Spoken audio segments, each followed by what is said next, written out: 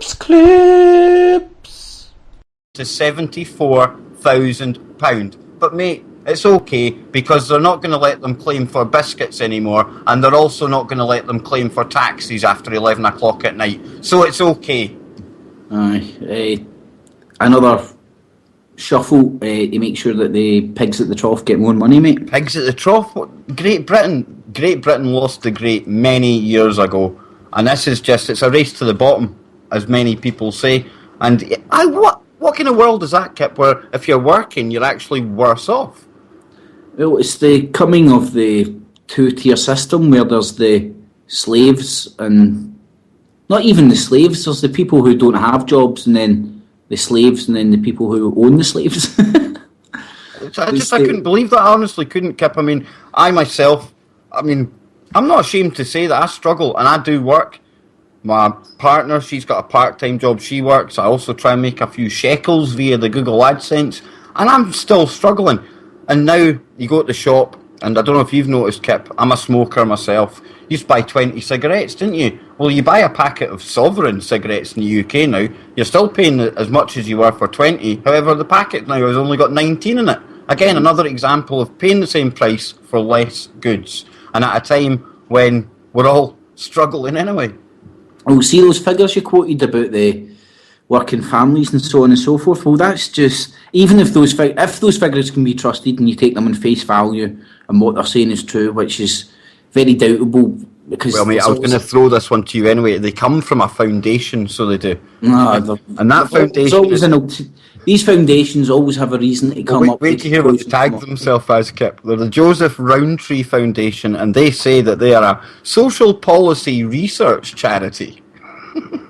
Right, that means that they're the social engineers, that's what they are. So obviously they're throwing... 10 points to Kip. They're throwing this muck at the wall to try and manipulate stuff, so whether this conclusion can be believed, right? So let's say this conclusion is real anyway.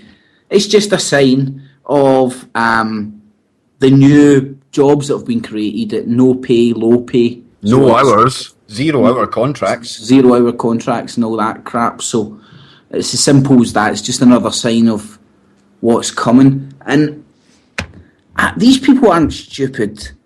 There are ways and means. Whether the figures are real or made up, they've put this out for a reason, haven't they? They've let this out if it's real figures for a reason. They want a reaction. But even the people that are supposedly in charge right now, they aren't stupid. They're educated far more than I would ever dream to be. And mate, I would argue that you are far more educated than Gideon Osborne. Sorry, George Osborne. But so there's always, if they can't answer questions that I could put to them without using legalese, jiggery pokery, talking about percentages of the bumhole. Jiggery pokery, a much underused word in the English and fiction. They can't answer simple questions. They'll use sound bites handed down to them via their party, because they can't answer real questions. Because even if you want to use this system that exists already, there's ways of bringing this economy back on its feet tomorrow, and they'll argue they've already done it. They've done it by raping the people and giving it to the banks. Kip, see this kind of story. Recovering an economy. See this kind of story. Does this kind of tie into, I don't know if you've heard anything about it or you're getting a feeling of it, but this redistribution of wealth keeps on popping up. Are they trying to make it kind of cool for the younger ones growing up just now to shout for that, to make that the solution that people want? But really, that isn't any solution in the end of the day. Please, people, go and look into the writings of Robert Burns. Here we go, and not even the writings of Robert Burns, because his writings are brilliant and stuff. But go and look into the movement that surrounded his writings and others. The Romantic movement, and here's another ism for you, Kev. You've probably, I don't know if I'd never heard of this before I looked into it. Romanticism. Have you heard of this? I have not, Kip. No. I'll be going into more of this the second half, but it's another. Sounds a bit new agey.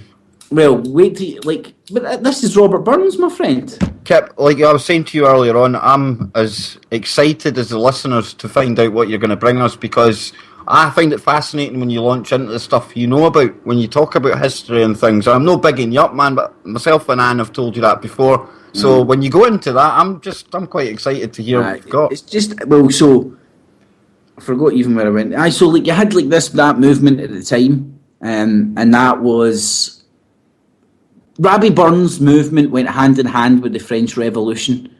Not in the sense that Robbie Burns was over there fighting in the trenches, but the literature and the music of the time, the thoughts, the feelings that were getting talked about, that he was part of putting on paper and getting out there, were used to motivate people to come around to revolution. Fact, man, right? So, what could be argued right now, if they are trying to bring around another revolution, which would entail a massive change sold to you on the pretext of a good change, but ultimately you would work out what you would end up in a worse place. Kind of similar. Earlier on, it'll be nice and shiny on the tin, but once you get into the content of it, it'll be even worse. I mean, I think it actually summed it up quite well when you go and look what happened in the French Revolution. Right, they used the hatred for monarchy and the idea that somebody had the divine right to rule. They used that to replace that with the state then had a divine right to rule.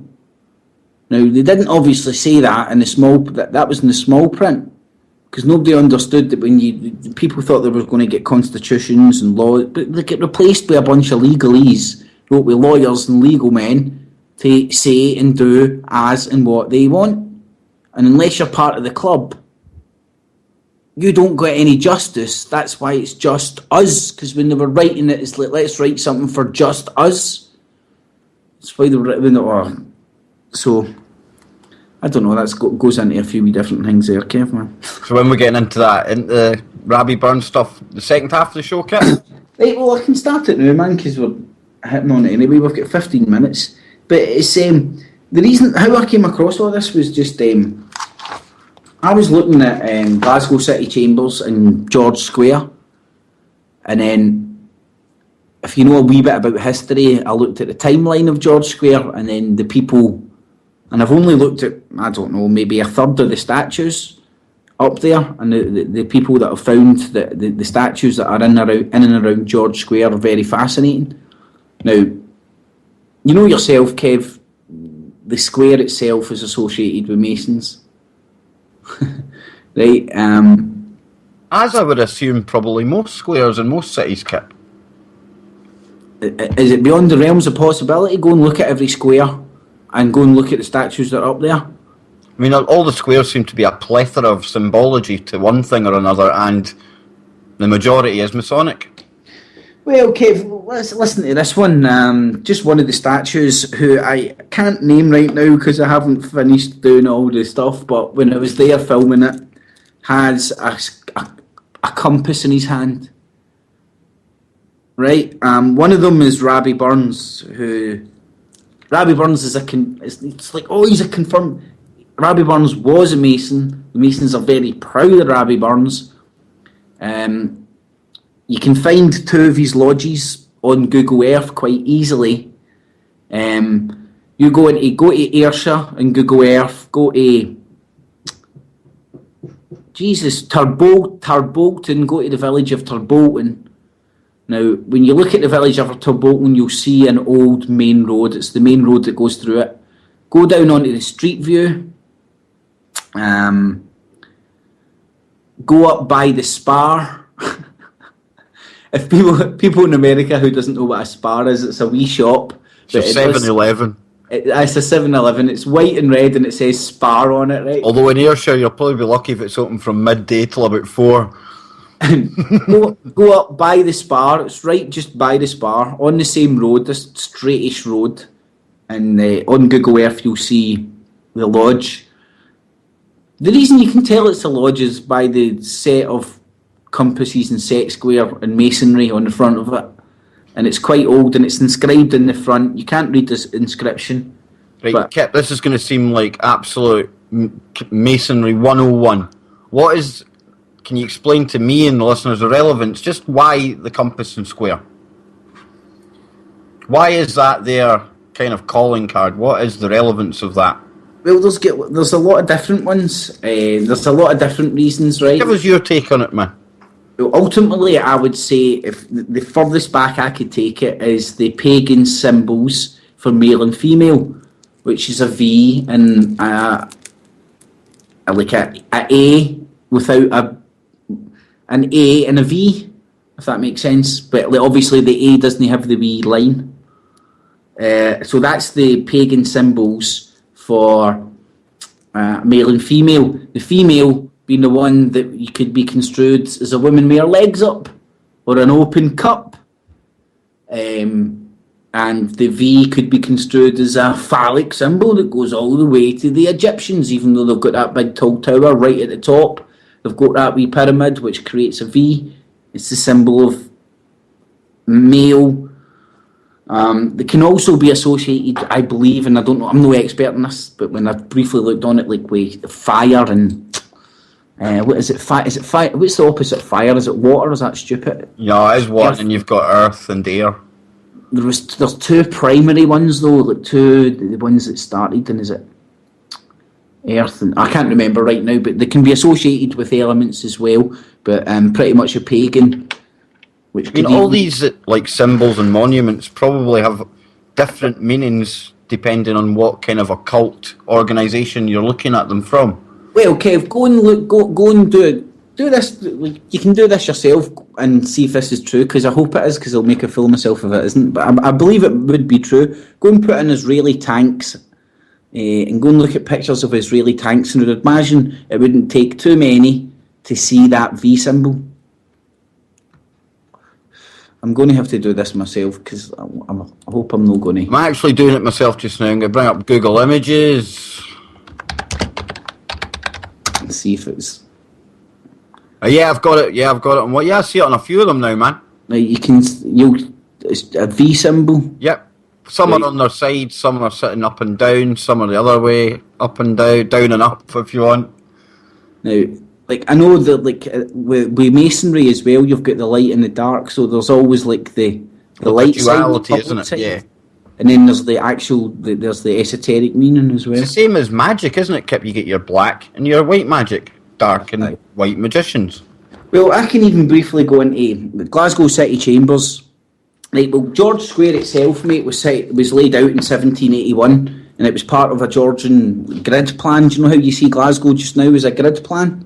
Yeah, man, yeah. If you look at the kind of overview. If you look at a bird's eye view, you'll see the grid plan. Now, that was all put down in roughly about 1781. Before that, Glasgow, more or less, was in and around High Street. And funnily enough, where the helicopter crash just hit me, that was the main bit of Glasgow. High Street was the high street of Glasgow up until then. They created George Square. And George Square isn't even the geographic centre of Glasgow. A lot of people think it is, but it isn't. It's actually Blytheswood Square. But George Square has took on that role over time because that's where the merchants were, and that's where all the money was. And I can even link this, well, mate, what if I told you one of the statues, wait, and I'll tell you, in George Square, let me find the dude's name. This is going to be quite annoying to me, Kip, because the amount of times I've walked past these things, been totally oblivious to it all. Right, well, this is the thing, mate, like, here we go, like, you've got Colin Campbell, right, who ended up being first Baron Clyde. I've heard him also called Baron Clydesdale of Scotland, right? He was a field marshal. Now, he was part of the British military, so he's honoured for his service and he's got a statue. He was born in 1792 and died in 1863. But then you go and look at his military campaign, right? And this is where I get... And this guy was from Glasgow, where all the merchants were at the time. And look at the timeline compared to what was happening with the French Revolution and the American Revolution, all in very close proximity. Now, this guy first turned up the scene in 1823, and he done the honourable thing that honoured him, the great. And I don't mean to offend anybody, by the way, and I hope I'm not doing this. I'm just looking at it. Just dealing in fact, Kip. Right, so apparently he quelled a slave rebellion in De Maria. Kips clip.